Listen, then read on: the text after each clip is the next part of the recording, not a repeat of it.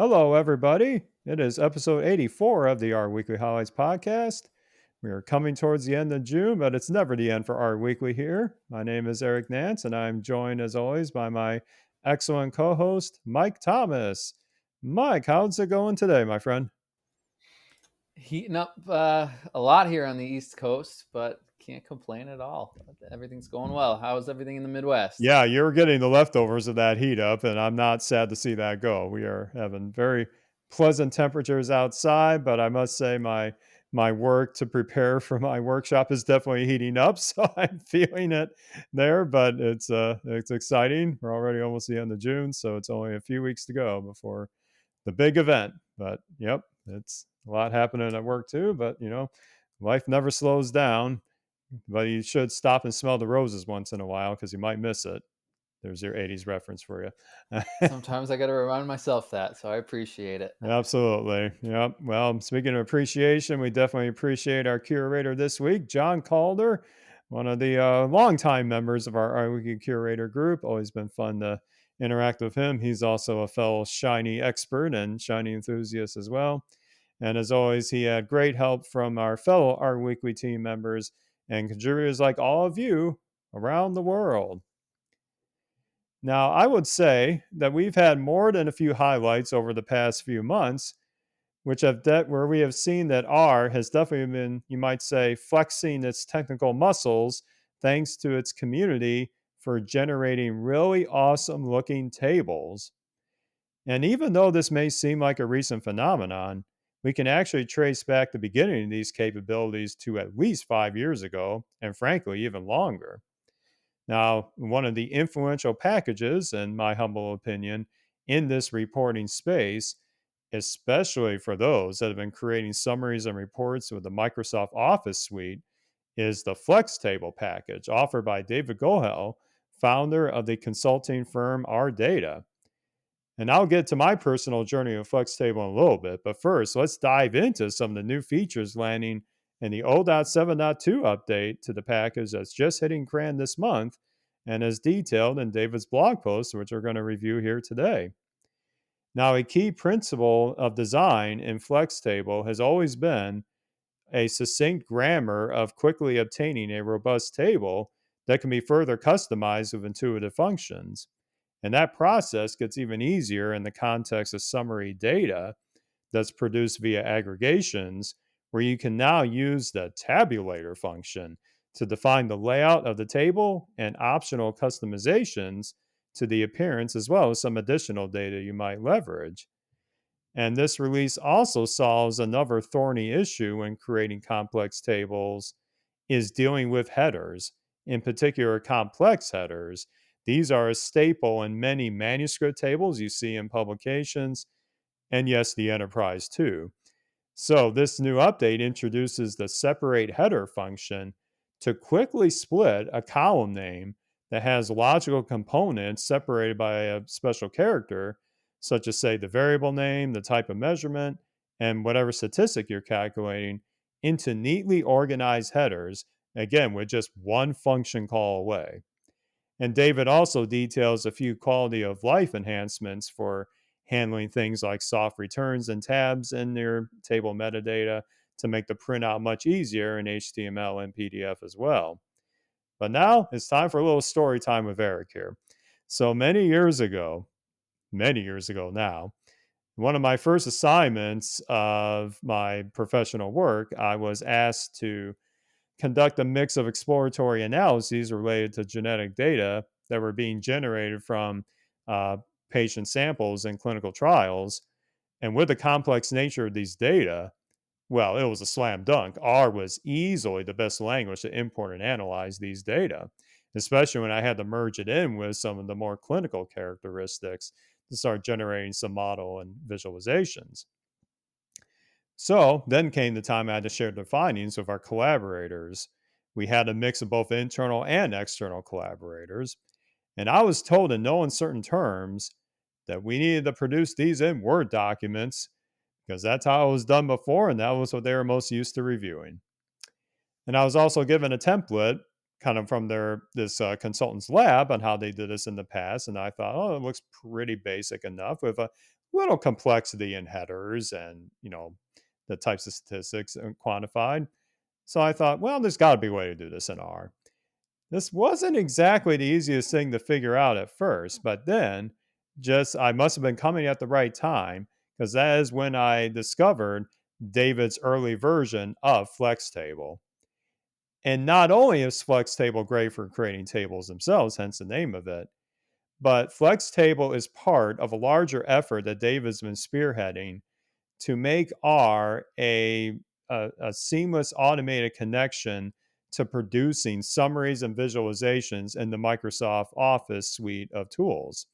So, given I was tasked to do this in a Word document, I was able to script out a pretty concise script to generate the summary stats and the linear model fits and do this for each biomarker in my data set, have a very polished looking table. No copy and pasting at all. None of that. It was all automated in a very seamless format. The collaborators absolutely loved it. And Flex Table did basically all the heavy lifting for me.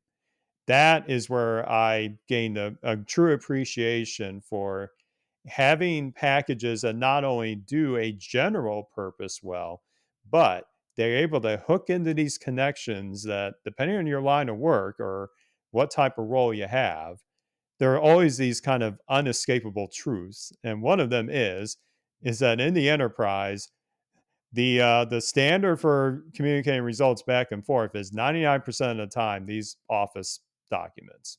So if I'm going to be forced to make an Office document, I want to be able to have fun with it and minimize the effort of manually transcribing or manually moving over results. Ain't nobody got time for that, especially me these days. So Flex Table was my first lens into what also became later on the Office Verse suite of packages that have totally transformed the way I populate Word documents and, yes, even PowerPoint slides when I have to. Now, I am the person who loves the web based interactive formats. I love HTML. I am standing on that crusade as much as I can. But when I have to play into the confines of these other static formats, what David has done with Flex Table and the Office Verse has saved me so much time, and he doesn't get enough credit for spearheading this effort. So he's truly a pioneer in this space. And for all of us in the trenches of enterprise, thank you, David, and I hope you keep it up because we definitely depend on it. Not sure if you have any story times about Flex Table, Mike, but that was my take on it. What do you think about these updates? I don't have any stories about Flex Table in particular. Actually, this was my first introduction to Flex Table. I can't say that I've used it before, but I was glad to get introduced to it in this blog post in our weekly this week. As data scientists, data engineers, Linux lovers like yourself, there's nothing that we love more than the Office suite. So it's nice to have tools like this. That was a little bit of satire. I Nice to have hope tools so. like this that help us work around the lovely nuances of the Office suite that we tend to run into from time to time, because that is, I guess, the tool that everybody else uses, or some of the tools that everybody else uses a lot of the time in industry. And you're right. I think it was just 2 weeks ago that we were discussing updates to the GT package for building static tables. So it's really awesome to see that all of these different table options we have at our disposal continue to get enhanced. And, this is why we love open source. To me, kind of at my first pass looking at the Flex Table package in this blog, the tables look really formal, like something you'd see in an academic or research paper, or maybe in a life sciences report on a clinical trial. I can't imagine how folks made formal looking tables like this before there were packages like Flex Table to do a lot of the heavy lifting, the spacing, the formatting, the footnotes, to do a lot of that stuff for us. So it's really nice to see the features of this package. And another feature that I did want to call out that I saw in this update is the ability to pass a linear model or a GLM or a bunch of other statistical model objects to the function as_flex table, and get like a beautifully formatted table that looks very similar to what you would get if you had to use like Broom as an intermediary step to transform, what's in that model object to a nice looking data frame, to then go to the next step of displaying it in a table or something like that. So that's all abstracted away for us by this as flex table function, and it looks like we can pass data frames or model objects straight to it, and it really handles those nicely under the hood. So I'm excited to maybe try flex table here in my next static table project, and it's cool to see how these different packages line up and compare to each other. Absolutely. And obviously, having choice is great in this case. And I think what's nice about some of these enhancements that we've seen here is that it covers a spectrum of both. You're doing maybe an exploratory analysis and you quickly want to generate these summaries for an ad hoc report that you give to a collaborator as you're literally in this maybe ideation or exploratory mindset. And then with some further customization that the package exposes, then you can even clean that up even further to meet, say, either a publication requirement or a regulatory requirement for standard formatting or some other system requirement. There's so much movement in this space of table generation, especially in the industry I'm in, that there's even a working group from sanctioned by the R consortium literally dedicated to making robust tables in life sciences. Like that shows you that I'm not sure how it is for other industries, but boy, tables are a real thing here. And the fact that compared to when I first became a professional statistician, I think the only way we could create tables even look remotely like this, we were basically confined to LaTeX. That was it. And I'm sorry, but yes, I did use SWeave in the past, but I'm not hard coding LaTeX tables ever again. Maybe unless I'm on a deserted island and nothing better to do, but that's not happening anytime soon. That's what it was like in the old days before all these great choices of packages became available. Maybe I'm getting like ornery in my older age, but attention to detail is something that I care more and more about, it seems like, each year in terms of visualizing data. And I think a lot about that when I'm building a ggplot, making sure that I have nice footnotes and caring a lot about where things are on the page, caring a lot about the colors that get used, and if they line up with sort of the brand of the company that I'm building that visualization for. And as I start to dig into more of these table packages, I feel a lot of the same feelings that I feel around attention to detail for ggplot Hmm. when it comes to building these tables and formatting your headers and nice hierarchies in some of those headers, and things like footnotes as well, and where you want to place those below the table, and really paying attention to the detail and thinking about that end user. It's nice that we're starting to get a lot of these options handed to us in these package updates. Yeah, there's been no better time to get into this kind of space than now, and I'm really excited to see the growth of the Office Verse Flex Table and GT and all these great packages that are each doing a unique contribution in this space. So yeah, it's a excellent time to dive in. Now we can only talk about static stuff for so long.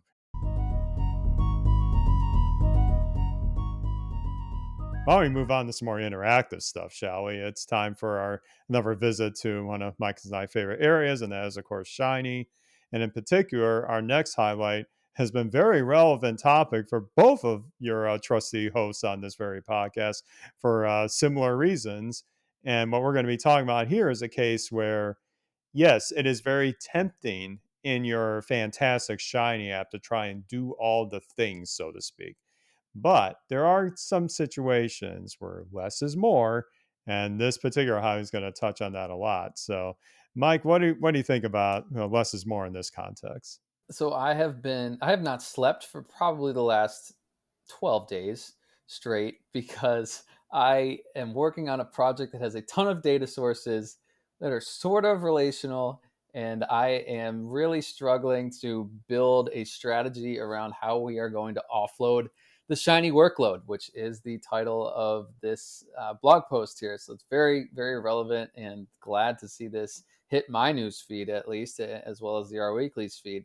Super jealous that Jumping Rivers, who's the Shiny consulting company, has been maintaining Shiny apps for the World Health Organization in Europe. Very cool use case that they have here behind this blog post. there's a mantra in their blog posts that they preach, and they say, do as little as possible when it comes to what you ask the Shiny app itself to do. Essentially, talking about pre-processing of the data as much as you can outside of the app, so that when it comes time to display the data in the visuals, the charts, the tables, you aren't asking the app to do a ton of ETL, like pivoting or summarizing, aggregation. And like I said, this is a topic that is very near and dear to my heart right now. Working on a project where the data was collected in a massive semi-relational database, and none of the tables are very analytics friendly. So a lot of pivoting involved, a lot of filtering and summarization and ETL steps that we have to take. And trying to decide where that should take place is pretty tricky. But fortunately for us, Jumping Rivers put together within their posts a bunch of really nice kind of sketched out diagrams, which communicate the relationship between the data, the app, and the users that they used in this particular use case for the World Health Organization in Europe.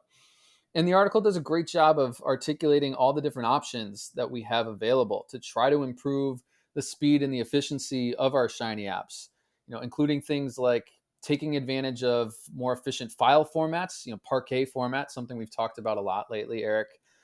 Utilizing asynchronous processing, something that I have yet to really dig into myself. That's like packages like the future package or the promises package. But I do have another project coming up where I think I'm actually going to try to use those packages for the first time, so that you can sort of run these processes asynchronously. So for their project, Jumping Rivers offloaded some of the processing to GitHub Actions. And in the end, they had like 3 sources of raw data, which combined into a single processed source that was consumed by the app, I think for most of the visuals in the app. But interestingly, I think there might have been a couple of visuals in the app where they still reached out to one of those 3 raw data sources, on top of the processed data. As an aside, I can't understate how useful GitHub Actions has been for me in automating ETL jobs like this. So definitely check that out if you haven't already. But end to end, awesome blog posts by Jumping Rivers. I especially appreciate blog posts where there's a really strong use case behind it that articulates, why they made the decisions that they made, and absolutely one to check out for shiny heads like us. Yeah, it's great to see, the blending of the tooling available, but also the thought process of why we might choose this approach. Now, if you have small data, this is not going to be a big deal. But then when it's expensive to do these transformations, these pivots, you impact the user experience. Now, that user experience could be honestly just for you if you're using this tool for your own benefit. But most of the time, when we get to this production level, these are going to stakeholders, sometimes in very high positions.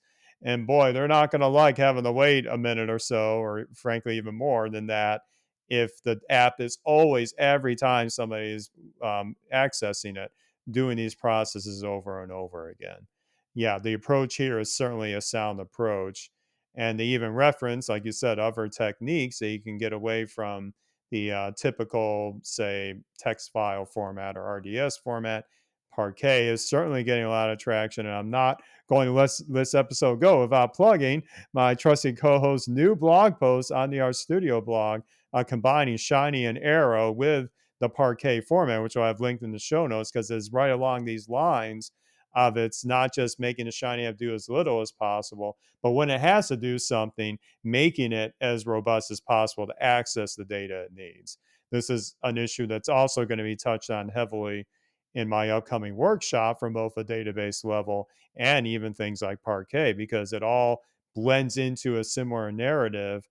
The less overhead you can get to your Shiny app in the beginning stages of it, the dividends are going to increase exponentially as you build more complexity for the things that Shiny is really good at: the visualizations, the interactivity, the user experience. Put your attention on that. Let the other processing stuff be handled elsewhere. And GitHub Actions is certainly a huge avenue, a huge benefit for these situations. Even for a silly app that I did to look at when streamers around the art community were doing their Twitch streams, I had a little calendar app that simply had a GitHub Action ETL of scraping the Twitch API to get the schedule data.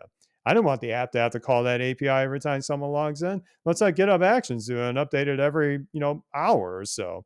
What's the harm? It's a very, it takes about a minute or so to get all the connections and do all the munging. Let's not burden my app with that. Let's let GitHub Actions do that. So there's lots of little nuggets here, but it all feeds into a bigger narrative that I think as you start to get away from just the prototyping stage into this next level of development, these techniques are going to help you immensely. Absolutely. Yeah. Deciding where the data is going to live, I think, was a central topic on this post, as well as my post on the RStudio blog. I appreciate you shouting that out, Eric. It's tricky decision process because a lot of it has to do with how often the data is going to get updated, right? If the data is only going to get updated maybe once a year, just push the data out with the app, have it in the same spot, right? But if it's going to get updated, every week, then you're going to need it to live someplace aside from the app, so where the app can reach out and grab it every time it gets booted up. And then if it's every quarter, then it's tricky decision making process, and there's a lot to think about. So it was nice to hear some of that articulated in Jumping Rivers post. Yep, and we've seen a lot of great materials around that from quite a few professionals in the Shiny community and others. It's starting the part I enjoy the most is kind of taking bits and pieces from each of these every time I get a new project and figuring out where do I invest the time in, how do I make my workflow better. There's always something I can do better every time, and this was certainly one of them. So this was a lot of fun to read, and of course we'll have the link and the show notes like everything else.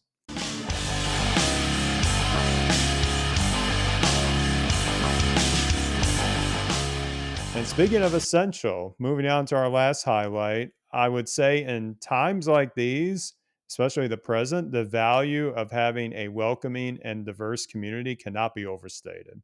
And I've been fortunate to gain a lot of perspectives across quite a few of what I'll call the sub communities within the broader R and data science communities through my conversations, both on and off the camera or the mic. They have really connected me quite a bit.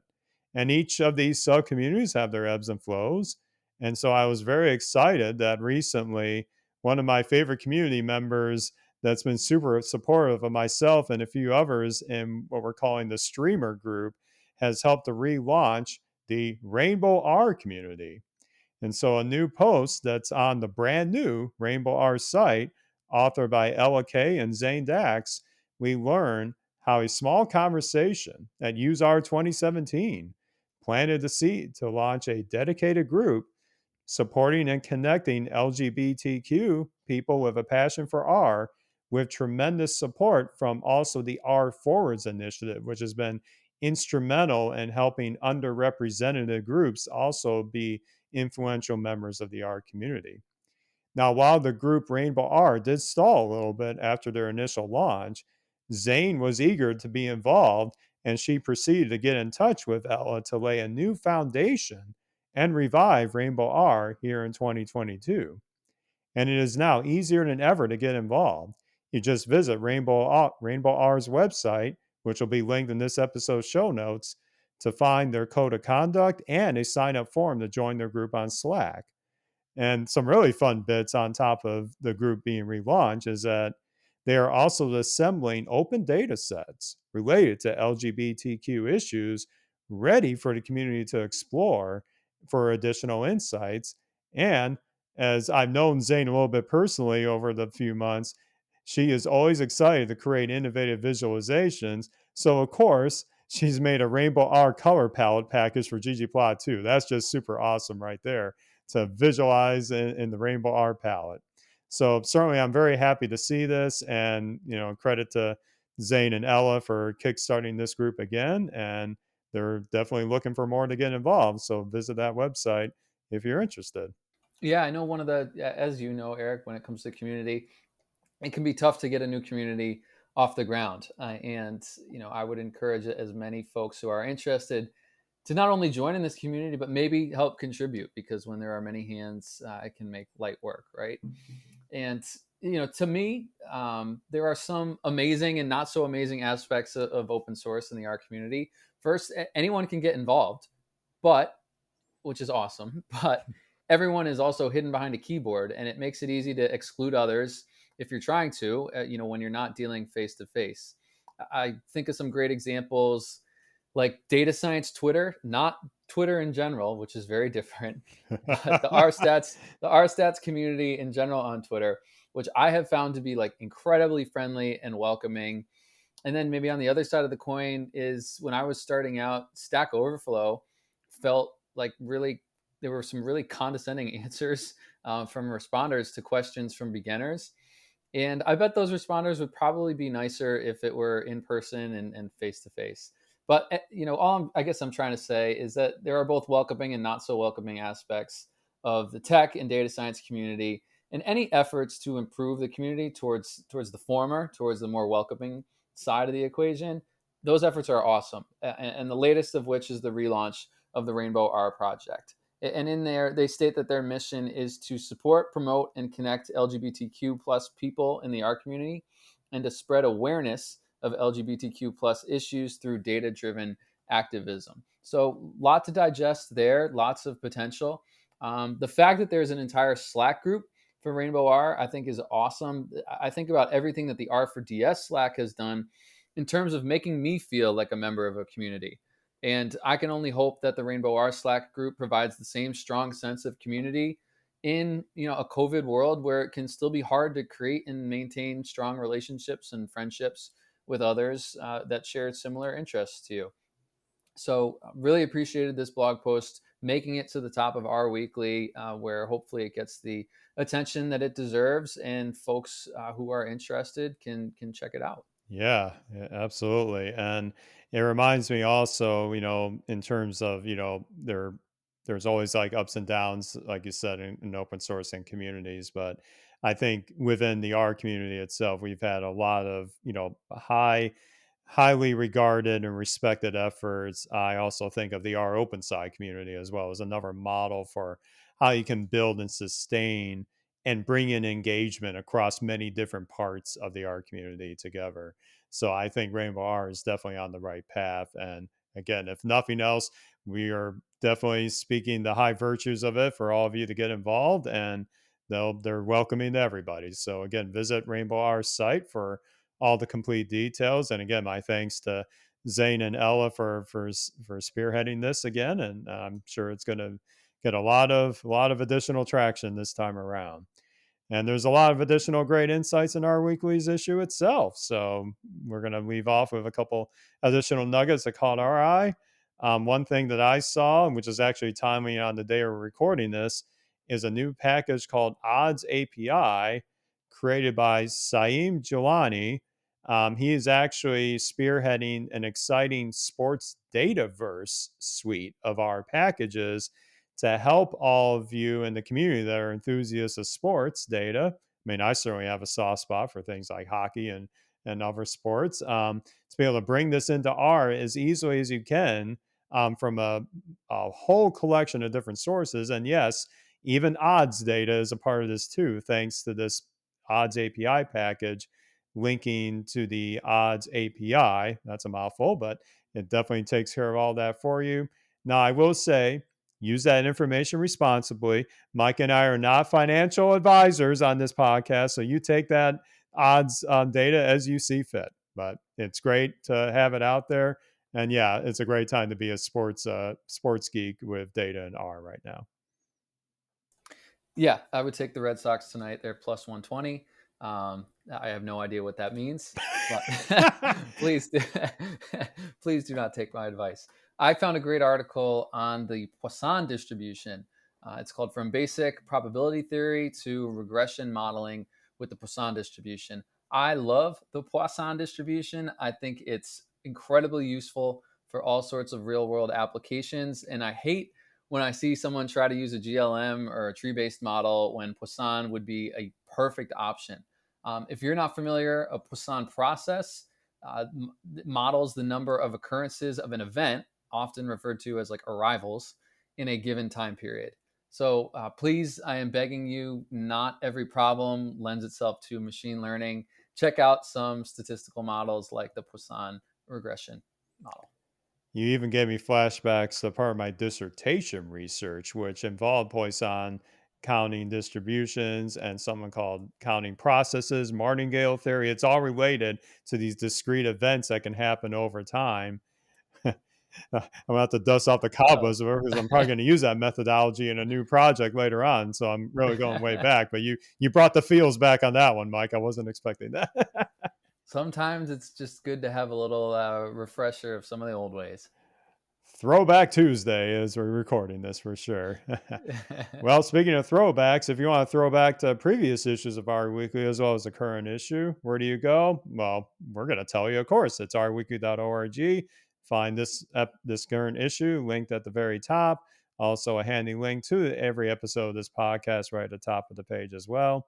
And we're always looking for everybody who's willing to get involved. So we're always a pull request away from your favorite R resource that you discovered, or a new package, or a new tutorial. We would love to have a feature on our weekly. So please get in touch with us by visiting to the GitHub repo and sending a pull request to our upcoming draft. And also, thank you to all of you around the world who are listening. We have a very worldwide audience here, and we greatly appreciate you tuning in. And certainly, I'm sure all of you are very interested to see what next amazing article Mike's going to be writing in the near future. So, where could they find updates on that? You can find me on Twitter at Mike_Ketchbrook, Ketchbrook. Or I'm one of those Michael Thomases out on LinkedIn or whatever other social media you want to check out. Awesome. Yep, I am at the Rcast, and after a little bit of investigating about should I not change my Twitter handle? I was a fun little discourse on that last week. I'm probably going to stick with it. It is unique, and I have at least one person that's been featured on this episode before that thinks he likes it, so I'm gonna stick with it. So I was entertaining the thought a little bit, but I'll keep it that way. So anyway, you can find me on there. I'll start teasing out some of the various things I'm going to be doing at our Studio Conf and the workshop. And yeah, always happy to get in touch with all of you. And that certainly those are great places to reach us. If you have feedback on the Art Weekly podcast, please get in touch with us on Twitter. We love your suggestions and always looking to strive for improvement and keep it fun along the way. So that's going to wrap up episode 84 of the Art Weekly Highlights podcast, and we will be back with another edition soon.